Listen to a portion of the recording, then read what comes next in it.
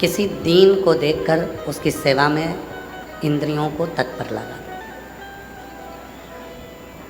मुख कब सार्थक है?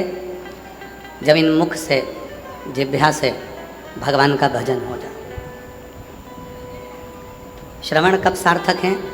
जब इन कानों से हम भगवान की कथा को श्रवण कर लें, बुजुर्गों की, बड़ों की बातों को श्रवण कर लें और उस बात पर अमल कर लें। चरण कब सार्थक हैं? जब वो चलकर तीर्थ चले जाएं, माता पिता के चरण तक चले जाएं और शिव महापुराण की कथा तक चले जाएं, तो समझो कि ये चरण सार्थक है।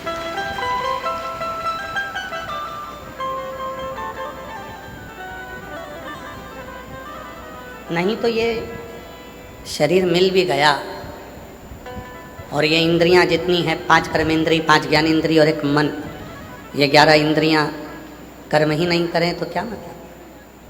भगवत भजन में ही ना जाएं तो क्या मतलब? वो एक लाइन हमारे निखिलेश जी बड़ी भाव से कहते हैं, मैंने मानव जन्म तुझको हीरा दिया, मैंने मानव जन्म तुझको हीरा दिया, तू व्यर्थ गवाए तो मैं क्या करूं। मैंने मानव जन्म तुझको हीरा दिया, जो तू व्यर्थ गवाए तो मैं क्या करूं। मैंने तुझको मानव जन्म दिया है और बड़े मुश्किल से दिया, और यदि उस मानव जन्म को तू व्यर्थ गवा दे तो फिर मतलब क्या है? कितना कठिन 83,99,999 योनियां, जीव जंतु कीट पतंगा वृक्ष पशु पक्षी जानवर जलचर थलचर वायुचर की मिली।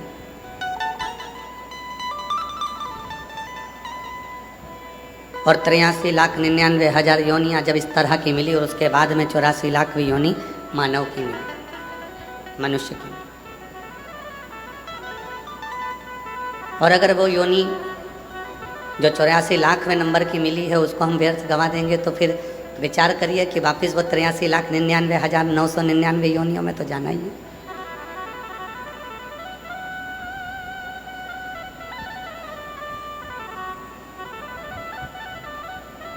शिव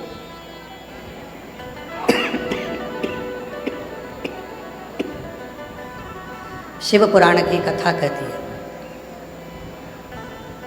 शिव कथा वर्णन करती है, मरने के बाद चिता पर लेटे हुए व्यक्ति को घी लगाओ, घी मलो या मत मलो। जब शमशान लेकर जाते हैं, आग लगाने से पहले घर का बेटा अपने माँ बाप के शरीर पर घी मलता। शिव पुराण कहती है कि घी मरने के बाद मलो चाहे मत मलो, पर इतना जरूर है जब माँ बाप जिंदा रहें, माता पिता जब तक जीवित रहें तो उनकी रोटी में जरूर घी मल कर खिला देना। मरने के बाद की कोई बात नहीं, मृत्यु के बाद कौन देखा?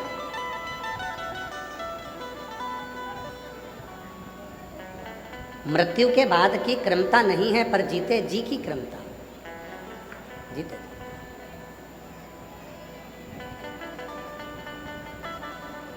तो वो एक लाइन है ना, कभी प्यासे को पानी पिलाया नहीं, बाद अमृत पिलाने से, बोलो बोलो जम के बोलो जरा, बाद अमृत पिलाने से, कभी गिरते हुए को उठाया नहीं, बाद आंसू बहाने से।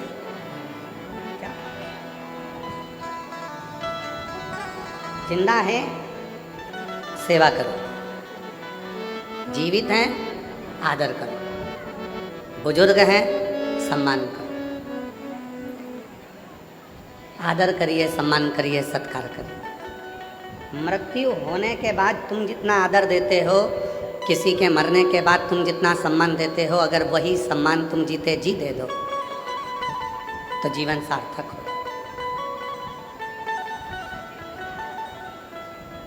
जीवन सार्थक हो जाए। शिव कथा कह रही है, भगवान शंकर का चरित्र कथा है। भगवान शिव काशी में विराजमान है और माँ जगत जननी जगदम्बा अम्बा पार्वती जी उनके पास में बैठी हुई।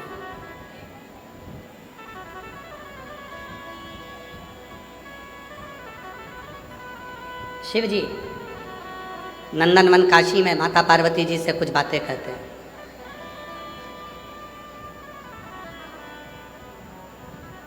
भगवान शंकर माता पार्वती जी से कहते हैं, पार्वती, दुनिया के लोग मंदिर में परमात्मा को ढूंढने के लिए जाते हैं, तीर्थ में परमात्मा को ढूंढने के लिए जाते हैं, गुरुओं के दरवाजे पर परमात्मा को ढूंढने के लिए जाते हैं, साधु संत के पास परमात्मा को ढूंढने के लिए जाते हैं,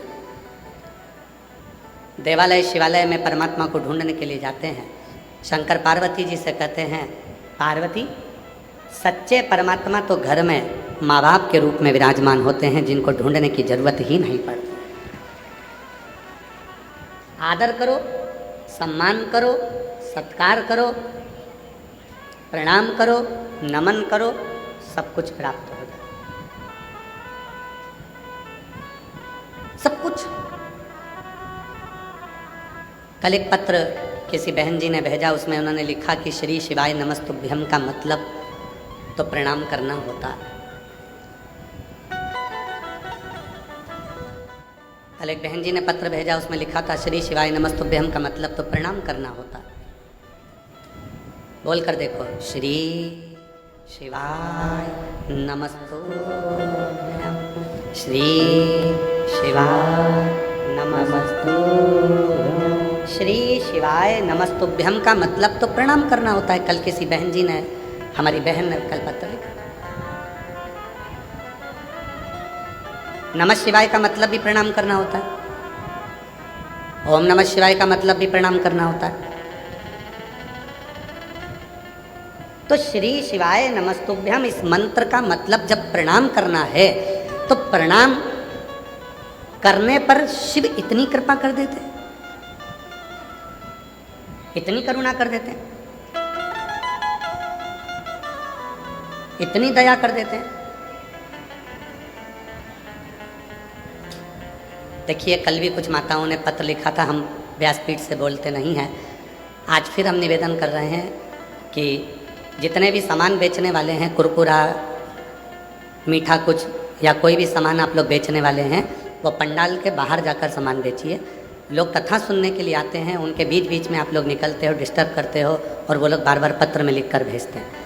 और जितने भी आसपास में लोग बैठे हैं, अगर कोई सामान बेचने वाला आपके पास आता है तो उसके पाँव पड़कर उसको बाहर निकाल दें कि आप बाहर जाकर बैठो, हमें 2.5 घंटे की कथा मिलती है, उसको हमें सुख से सुनने दो, प्रेम से सुनने दो। शिव कथा कह रही है, भगवान शंकर का चरित्र कह रहा है, शिव पुराण कह रही है। माता जी ने पत्र लिखा, बहन जी ने पत्र लिखा कि शिव महापुराण में श्री शिवाय नमस्तुभ्यम का मतलब प्रणाम करना है, नमः शिवाय का मतलब प्रणाम करना है, ओम नमः शिवाय का मतलब प्रणाम करना है। तो प्रणाम करना क्या इतना फलदायी हो जाता है कि वो व्यक्ति की जिंदगी बदल देता? क्यों नहीं?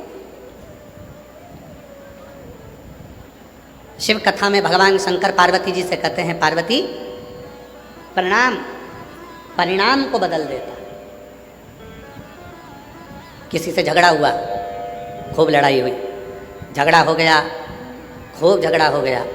झगड़ा होने के बाद एक दूसरे को मारने के लिए खड़े हो गए, और उतने में ही किसी दोनों के बीच में एक पार्टी अगर हाथ जोड़कर खड़ी हो जाए और प्रणाम कर ले, तो दूसरे का हिम्मत नहीं है कि वो डंडा उठा ले, कि तलवार उठा ले। तुम प्रणाम करोगे और परिणाम बदल जाएगा, वो फिर लड़ाई, विवाद, क्लेश समाप्त हो।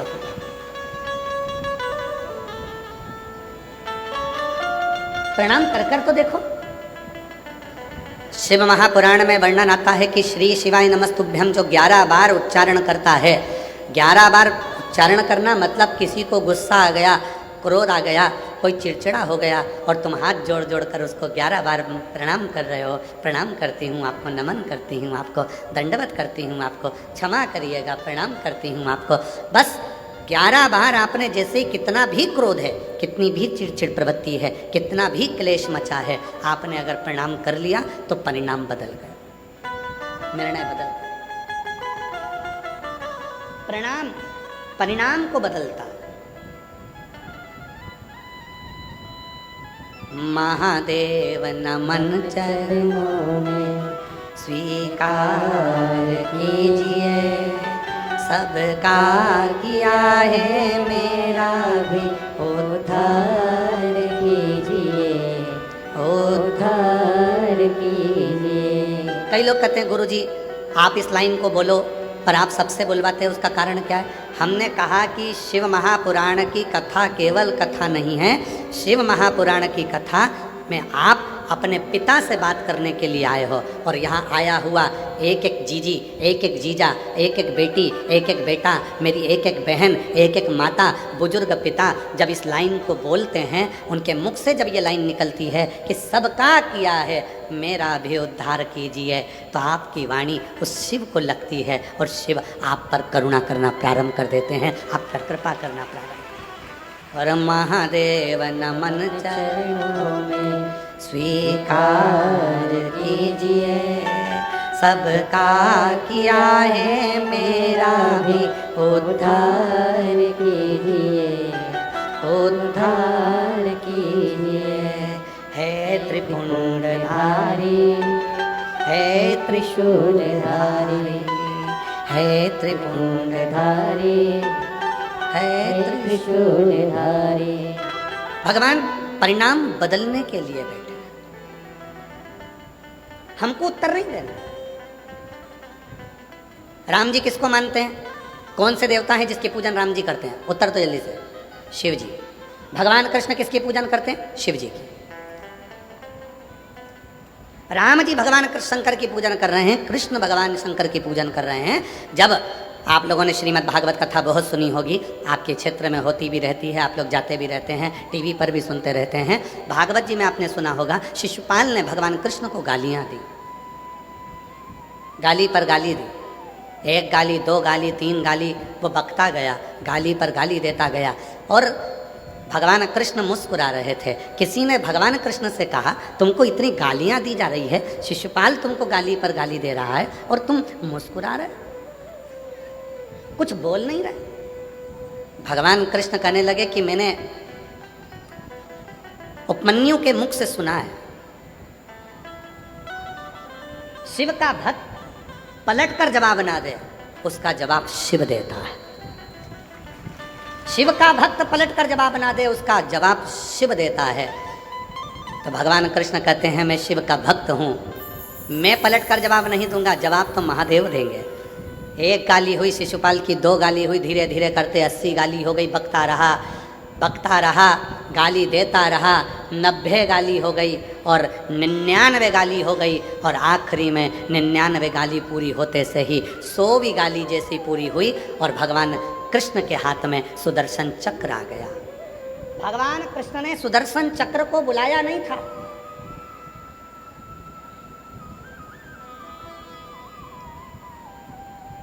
इतनी बड़ी सभा लगी है, उस सभा में भगवान सुदर्शन चक्र उठाएंगे क्या मारने के लिए?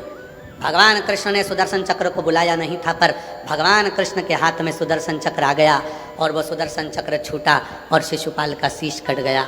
सारे लोगों ने कहा कि भगवान कृष्ण ने शिशुपाल का शीश काट दिया, और भगवान कृष्ण के मुख से निकलता रहा मैंने शीश नहीं काटा, ये सुदर्शन चक्र मेरा है ही नहीं। जब भगवान नारायण ने अपना एक नेत्र भगवान शिव को दिया था, तब भगवान शंकर त्रिनेत्रधारी हो गए थे और भगवान शंकर इतने प्रसन्न हो गए थे कि उन्होंने अपना सुदर्शन चक्र भगवान नारायण को दे दिया था।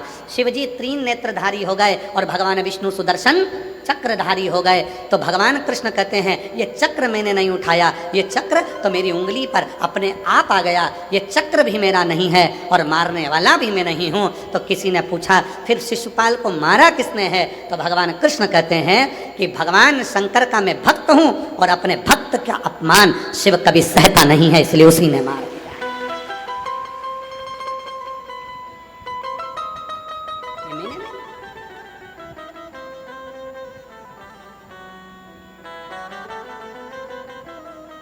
शिव का सच्चा जो भक्त होता है ना, वो जवाब देना नहीं जानता। हो गया।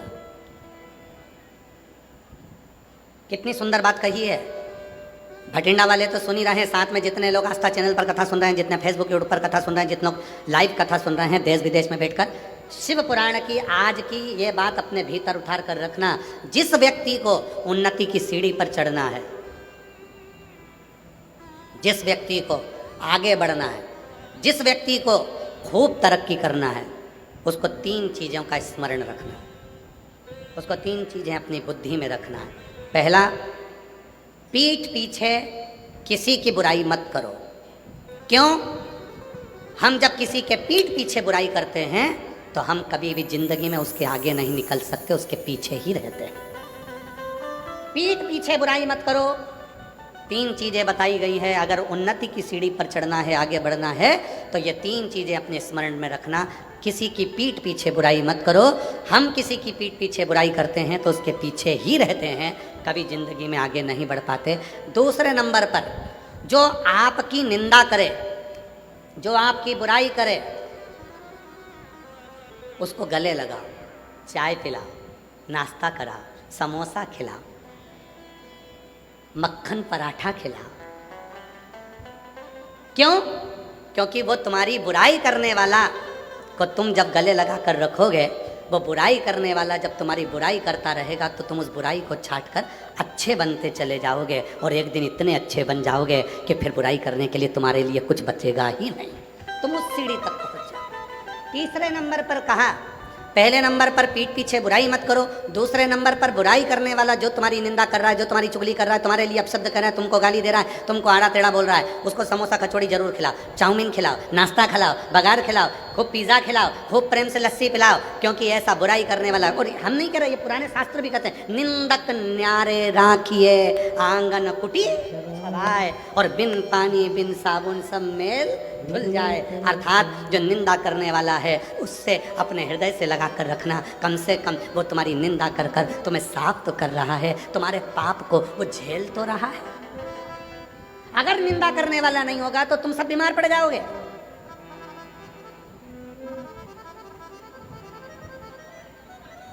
हमारा सासुओं से निवेदन है, अगर तुम्हें अपनी कमर सही रखना है, घुटने सही रखना है, शरीर सही रखना है, तो तुम बहू की चुगली और निंदा करना, बुराई करना बंद कर दो, तुम 50% अच्छी हो जाओगी।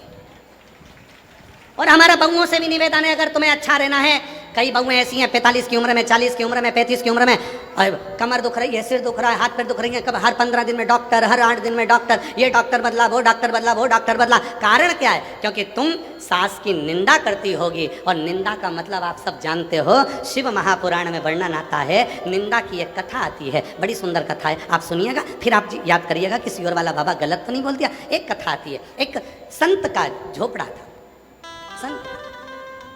संत की कुटिया थी। राजा जंगल में गया, वन में गया,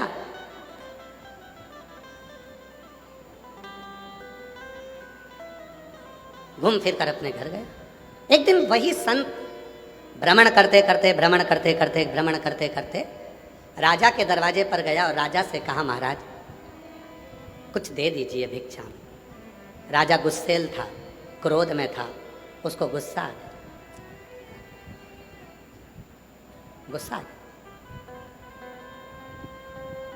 और गुस्सा आया तो उसने गुस्से में आकर, घोड़े की लीद पड़ी थी, वो लीद उठाकर उसने संत के कटोरे में डाल दी। संत ने वो लीद को ले जाकर अपनी कुटिया के पीछे डाल दी। कुटिया के राजा भ्रमण करते हुए जंगल में आया, रात्रि का समय था, भटक गया।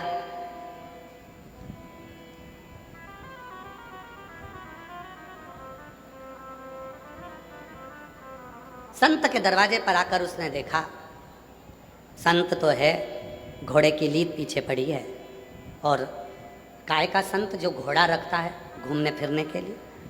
राजा को गुस्सा आया, चल दिया, घर गया। जो मिलता राजा उससे कहता, एक संत जंगल में रहता है, घोड़ा पाल के रखा है, लीद थी उसके घर, लीद थी, बढ़ता। राजा निंदा करते गया, संत संतुष्ट होता गया, लीद का ढेर बढ़ता चले गया। लीद का ढेर पड़ता था। और आखिरी में एक दिन राजा भ्रमण करते करते राजा पहुंच गया, जाकर देखा लीद का ढेर था, लीद का ढेर। और उस ढेर को देखा, पूछा महाराज ये लीद इतनी सारी कैसे हो गई? तुम्हारे ही दरवाजे पर से मिली थी एक कटोरे में लीद थोड़ी सी, तुम्हारी निंदा करने से ये लीद बढ़ती चली गई और अब इस लीद का कोई हकदार नहीं है, तुम ही इसके हकदार, तुम्हें ही इसको भोगना। ऐसी ही एक कथा और वर्णन करती है। एक राजा के शरीर में रोग आ गया, शरीर गलने लगा, शरीर पानी जैसा टपक टपक कर गिरने लगा, राजा की उंगलियां टपक गई, राजा का शरीर गलने लगा, राजा बीमार पड़ गया। सारे डॉक्टरों को बुलाया, सारे वेदों को बुलाया, सारे वेदों को दिखाया, पर उसका कोई हल नहीं निकला। तब राजा बड़ा दुखी हो गया। किसी ने कहा एक संत रहते हैं, चलो उनके पास चलते हैं। संत से जाकर पूछा महाराज मेरा शरीर सही नहीं हो रहा, इसका कोई हल बता दीजिए। तब संत ने एक बात कही, राजन तुम्हारा भाई था कहाँ गया? कहा वो तो मर गया। तुम्हारी भाभी कहाँ है? तो कहा वो अपने कमरे में। संत ने कहा एक काम करो राजा, भाभी जब अपने कमरे में सोने के लिए चले जाए, चुपचाप से जाना, भाभी के कमरे के बाहर दरी बिछाकर सो जाना, किसी को बोलना मत क्यों सोए हो, बस इतना काम करना प्रारंभ करना। राजा ने वही करना प्रारंभ करा। राजा भाभी के कमरे के बाहर दरी बिछाकर सो जाता। एक सेविका ने देख लिया, नौकरानी ने देख लिया, उसने दूसरी से कहा कैसा खोड़ला राजा है, भाई मर गया तो भाभी के कमरे में सोने जाता। एक ने दूसरे से कहा, दूसरे ने तीसरे से कहा, तीसरे ने चौथे से कहा, चौथे ने पांचवे से कहा। पूरे नगर में बात फैल गई कि राजा ऐसा खोड़ला है कि भाई मर गया तो भाभी के कमरे में सोने के लिए जाता है। और पूरे नगर में चर्चा हो गई और धीरे धीरे धीरे धीरे राजा का शरीर ठीक हो गया। राजा जैसे ही ठीक हुआ गुरु जी के पास गया, गुरुदेव मुझे डॉक्टर ठीक नहीं कर पाए, मुझे वेद ठीक नहीं कर पाए, आपने केवल भाभी के कमरे के बाहर में सोया और मुझे ठीक कर दिया, कैसे? संत ने कहा राजन तूने इतना पाप कर लिया था कि तेरा पाप तेरे शरीर में बीमारी बनकर आ गया था। उस पाप को समाप्त करने के लिए मैंने तेरी निंदा करवाना प्रारंभ कर दी। जब तू भाभी के कमरे के बाहर सोता था लोग तेरी बुराई करते थे, तुझे कोसते थे, गाली देते थे, अपशब्द कहते थे, निंदा करते थे, बुराई करते थे। राजन जितने लोगों ने तेरी निंदा करी तेरा पाप उनके खाते में चले गया और उनका जो पुण्य था वो तेरे खाते में आ गया। इसीलिए निवेदन है, शिव महापुराण के ये 3 सूत्र अपने भीतर उतार कर रखिएगा, जो भगवान शंकर नंदनवन में माता पार्वती जी से कहते हैं। सुनो पार्वती जी, पहला पीठ पीछे बुराई मत करना। पीछे बुराई करने वाला हमेशा पीठ के पीछे ही रह जाता है और आगे वाला आगे निकलता चले जाता है। दूसरे नंबर का, कोई निंदा करे, बुराई करे, तुम्हें गाली दे, तुम्हें अपशब्द कहे, तुम्हें ताना दे, दिन रात तुम्हें कोसे, तुम उसका जवाब मत दो, तुम उसको गले लगाकर उसको समोसा खिलाओ, कचौड़ी खिलाओ, लस्सी पिलाओ, भोजन कराओ, मक्खन पराठे खिलाओ, उसको बेहतरीन बेहतरीन भोजन कराओ, जलेबी खिलाओ, उसको इमरती खिलाओ, उसको पकवान खिलाओ। क्यों? क्योंकि वो अपना खुद का पुण्य बुराई कर कर तुमको दे रहा है और तुम्हारी बुराई कर कर कर तुम्हारे पूरे पाप को वो अपने माथे ले रहा है। वो बीमार पड़ेगा, दुखी होगा, तकलीफ में आएगा, कष्ट में आएगा, पर तुम्हें ठीक कर देगा, तुम्हें ठीक। इसलिए मेरा सासू माताओं से निवेदन, जितनी भी सासें बैठी हैं सबसे निवेदन, स्वस्थ रहना है तो निंदा मत कर। बहू की निंदा करी तो बहू का पाप तुम्हारे माथे पर और तुमने जितनी माला जपी उसका पूरा पुण्य बहू के पास। इसलिए याद रखना एकदम शांत। तुम किसी घर में देखना बहुएं तो दिन भर बीमार रहती हैं और सास एकदम चकाचक डेंटिंग पेंटिंग करके बेहतरीन लाइन खींच के डब्बा भर के और पार्लर में जाके धागे से वो एकदम मस्त रहती, उन्हें कोई बात नहीं। अब कई बहुएं कहती हैं बताओ मेरी तो कमर दुख रही है, मेरा पाँव दुख रहा है, मेरा हाथ दुख रहा है, मेरा ये दुख रहा है, मेरा वो दुख रहा है, और बहुएं कह रही है मेरा शरीर ये दुख रहा है। और सास क्यों मम्मी 15 लोग आ रहे हैं तो क्या हुआ, मैं हूं ना, खाना बना लूंगी, तू तो रहने दे, तू जा, तेरा बच्चे संभाल तू तो। और बुढ़ी अम्मा ने खाना वाना बना के तैयार, और बहू क्यों?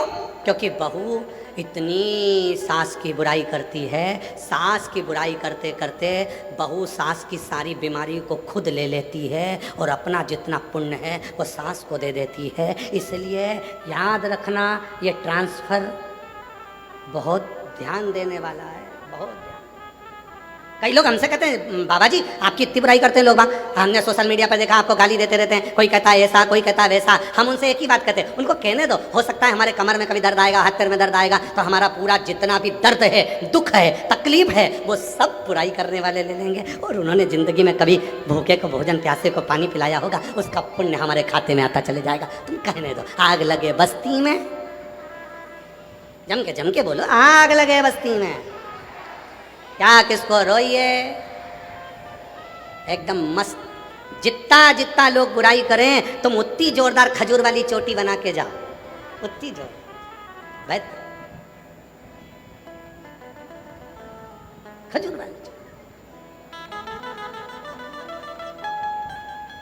हम तो बाबा के भरोसे चलते हैं, हम तो बाबा के भरोसे चलते हैं। ये दुनिया वाले जलते हैं, ये दुनिया वाले जलते हैं, डमरू वाले के भरोसे चलते हैं, काशी वाले के भरोसे चलते हैं, सीहोर वाले के भरोसे चलते हैं, सीहोर वाले के भरोसे चलते हैं। हम तो बाबा के भरोसे चलते हैं, हम तो बाबा के भरोसे चलते हैं। 3 सूत्र हैं। पहला, पीठ पीछे बुराई मत करो। दूसरा, बुराई करने वाला आपकी कोई बुराई कर रहा है,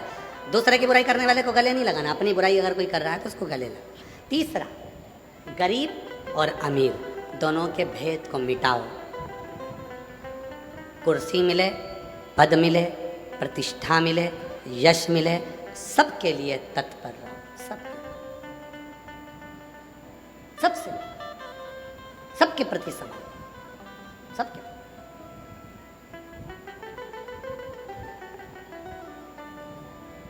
समर्पण इसी को कहते हैं।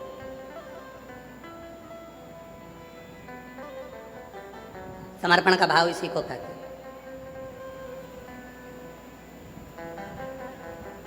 और जिसमें समर्पण का भाव होता है वही जीवन में सार्थक होता है। कुर्सी मिले, पद मिले, प्रतिष्ठा मिले, पर आपका समर्पण सबके प्रति, गरीब है, अमीर है, सबके प्रति। अभी हम कल की बात, हम परसों की बात है, परसों हम पदमजीत सिंह जी से जब घर हम पहुँचे तो पदमजीत सिंह जी हमको नीचे मिले, तो हमने कहा कि आप अभी आ गए हैं कथा में से? हाँ। आप शाम को सबसे मिलने के लिए, किसी को कोई कष्ट तो नहीं है, किसी को कोई परेशानी तो नहीं है, सबके पास जाए। हमने कहा पापा भी तो जाते हैं अमरजीत सिंह जी? कहने लगे वो भी जाते हैं, हम भी जाते हैं। हमको इतनी खुशी हुई, आज के समय के ये नवयुवक बेटे, और बेटे के साथ में आपके भटिंडा क्षेत्र के मेयर, अगर उनका भाव इतना शुद्ध है तो हमें लगता है कि पूरे भटिंडा का भाव कितना शुद्ध होगा। ऐसी शुद्धता का भाव होना चाहिए। हमें जाना है, सबसे मिलना है, किसी को कोई कष्ट तो नहीं है। उनके मुख से सबसे पहले मैं पदम जी आपको साधुवाद देता हूँ इस चीज़ के लिए, बहुत बहुत साधुता है आपके भीतर। कम से कम हम सबसे मिलेंगे, सबसे, किसी को कोई कष्ट तो नहीं। स्नेह इसी को कहते हैं। पद मिले, कुर्सी मिले, प्रतिष्ठा मिले, यश मिले, वैभव मिले, उसके साथ आपके भीतर समता का भाव हो कि ये सब मेरे हैं, सब। हम तो बाबा के भरोसे चलते हैं, हम तो बाबा के भरोसे। समता का भाव। और जब समता का भाव होता है, शिव जी कहते हैं पार्वती से, हे पार्वती, संसार सागर में उन्नति की सीढ़ी पर चढ़ने के लिए सबसे पहली चीज है आप किसी के पीठ पीछे बुराई ना करें। दूसरा, आपकी निंदा कोई करता है उससे प्रेम करो। और तीसरा, सब में समता का भाव रखो। फिर दुनिया में कोई ताकत नहीं है जो तुम्हें आगे बढ़ने से रोक दे। आप उन्नति की सीढ़ी पर चढ़कर ही रहोगे, आप आगे बढ़कर ही रहोगे। प्रथमता में आप प्रथम, कोई दूसरा नहीं करता, कोई दूसरा। बन सके हम अगर शंकर की आराधना, साधना, उपासना नहीं कर सकते तो शिव की निंदा भी ना सुनो।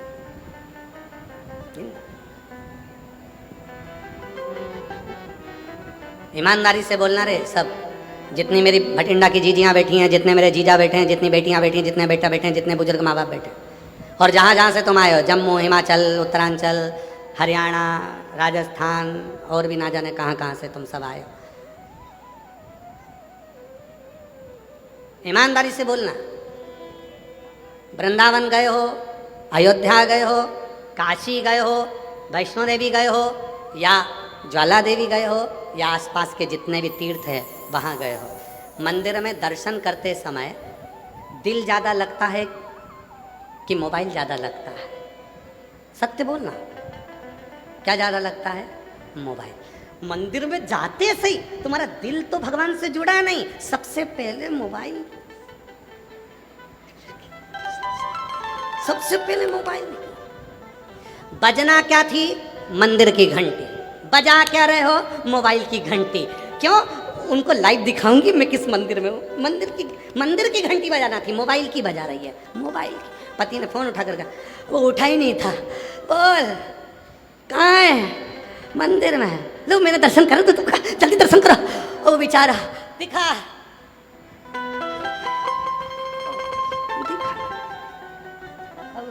उसका दिल ही नहीं है, और तू जबरदस्ती उसको उठा के देखो देखो भगवान कितने सुंदर लग रहे ना। हाँ अच्छा लग रहा है। अभी मैं दूसरे मंदिर में जाऊंगी, जब वो भी दर्शन कराऊंगी। पति बोला मैं नहाने जा रहा हूं, तेरे हाथ जोड़ रहा हूं, तू चुपचाप बैठ। बजाना थी मंदिर की घंटी, बजा दी मोबाइल की घंटी। लगाना था दिल, लगा दिया मोबाइल। ईमानदारी से बोलो, फिर पूछो कि शंकर कैसे मिलेगा, तो तुम बताओ री मेरी जीजियों, अरे ओ बटिंडा वालियों, कैसे मिलेगा? ना जी भर के देखा, ना कोई बात की, बड़ी आरज़ू थी मुलाकात की। जब पहली बार मिलने की उत्सुकता होती है, उमंगता होती है, जब मिलन की उत्सुकता होती है, तो फिर कोई दूसरा नहीं देखता, बस उनके पास जाऊं, 2 मिनट बैठ के बात करूं।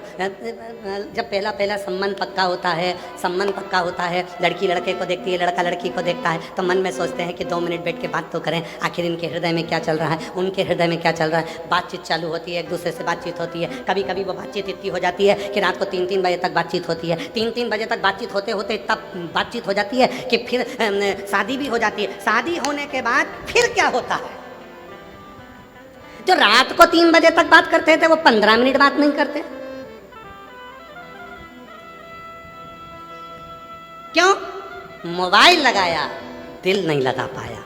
दिल लगा लेता और मोबाइल नहीं भी लगाता तो वो अजर और अमर चलता रहता, जीवन भर चलता रहता। वो दिल नहीं लगा।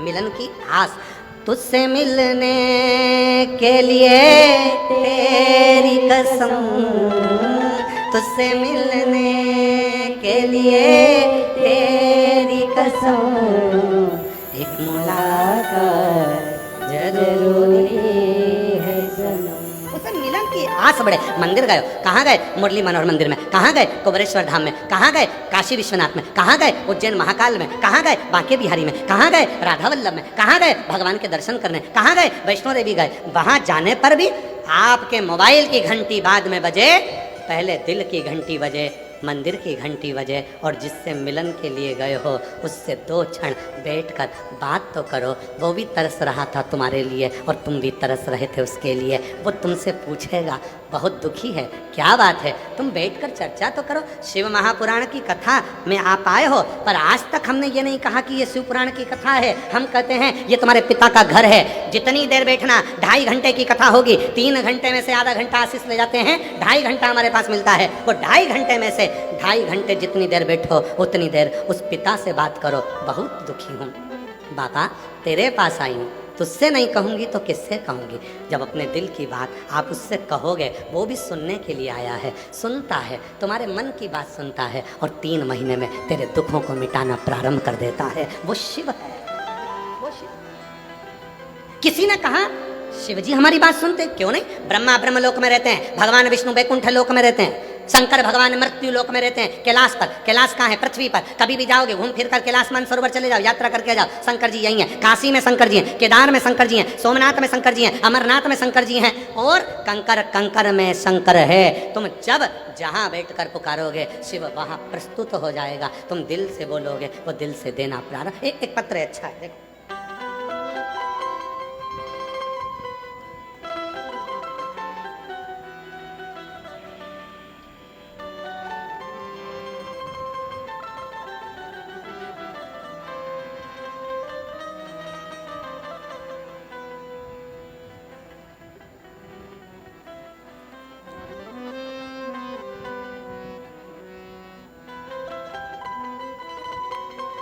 मैं भतेरी देवी भगत राम भट्टी, बासी सिरसा, हरियाणा की निवासी हूँ। मेरी लड़की ने MBBS की एक डिग्री 2023 में कर ली थी। आगे कहीं बैठी हों, भतेरी देवी भगत राम भट्टी, बासी सिरसा, हरियाणा की निवासी हूँ। मेरी लड़की ने कहीं बैठी हों तो आ सकती हैं। MBBS की डिग्री 2023 में कर ली थी। आगे 2 साल से MD के लिए तैयारी कर रही थी, लेकिन हर बार रह जाती थी। मैंने 2 कथा सिरसा में सुनी, तीसरी बार मैं भटिंडा की कथा में सुनने के लिए आई। भटिंडा की कथा सुनकर मैं यहाँ से गई, अपनी बेटी से कहा तो हिम्मत मत हारना, सीहोर वाला बाबा कहता है भगवान देगा जरूर, थोड़ा सा फाइल मोटी है, समय लगेगा। यहाँ भटिंडा की कथा में पंडाल में बैठकर कथा सुनकर गई, यहाँ की मिट्टी ले गई, पशुपतिनाथ का व्रत करने लगी। दिसंबर 2025 में मैं लड़की को लेकर सीहोर कुबरेश्वर धाम चली गई, कंकर शंकर की पूजन करी। मेरी बेटी ने पेपर दिया, और आप जैसा बताते थे कि बेलपत्र पर शहद लगाकर बाबा को चढ़ाकर पेपर देने के लिए भेजा, पेपर बहुत अच्छा गया, फिर रिजल्ट भी अच्छा आया, और बाबा की कृपा से मेरी बेटी का MD में सिलेक्शन हो गया। आज मेरी बेटी एम्स मेडिकल कॉलेज भटिंडा में ही MD कर रही है। मैं बाबा को यहाँ धन्यवाद देने के लिए आई हूँ। एक पत्र और देखो कितना सुंदर है, देखिए।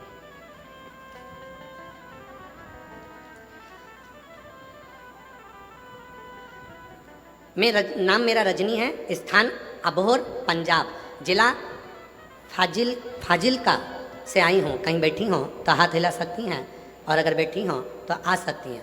जिला फाजिलका, रजनी मेरा नाम है, अबोहर पंजाब की रहने वाली हूँ। गुरुदेव, बाबा की कृपा का क्या बखान करूँ गुरुजी। मैं आपसे 2022 से जुड़ी हूँ। मैं पहली बार रुद्राक्ष महोत्सव में आई थी गुरुजी। मेरे चेस्ट में गठान थी, मेरी छाती में गठान हो गई थी। डॉक्टर तो न जाने क्या क्या गठान को बता रहे थे, पर मेरा विश्वास आप पर था। मैं आखिरी में जब डॉक्टर ने बहुत कुछ बता दिया तो मैं हिम्मत हार गई और मैं सीहोर आ गई। कुबरेश्वर धाम पर आई, मैंने वहाँ पर कावड़ भरी, कावड़ का जल शिवजी पर चढ़ाया। आपके साथ जाकर कावड़ का जल लेकर आ गई, उस जल को पीती और अपने चेस्ट पर लगाती। वहीं से कावड़ यात्रा कर 2-3 दिन रुककर वहाँ से मैं रुद्राक्ष लेकर आ गई। और बाबा का मैं क्या वर्णन करूँ गुरुजी, रुद्राक्ष के जल को शिवजी पर चढ़ाकर उस जल को रोज पीती, और लोटे में गलाकर सुबह शिवजी को चढ़ाकर उस जल का आचमन करती और गांठ पर लगाती। धीरे धीरे करके मेरी गठान पूरी की पूरी गल गई, और जो डॉक्टर बड़ी बीमारी बता रहे थे सारी रिपोर्ट नील आ गई। आज मैं बाबा को धन्यवाद देने के लिए यहाँ आई हूँ। मेरा नाम रजनी है, मैं अबोहर पंजाब फाजिलका जिला से आई हूँ। शिव तत्व किसको कहते हैं?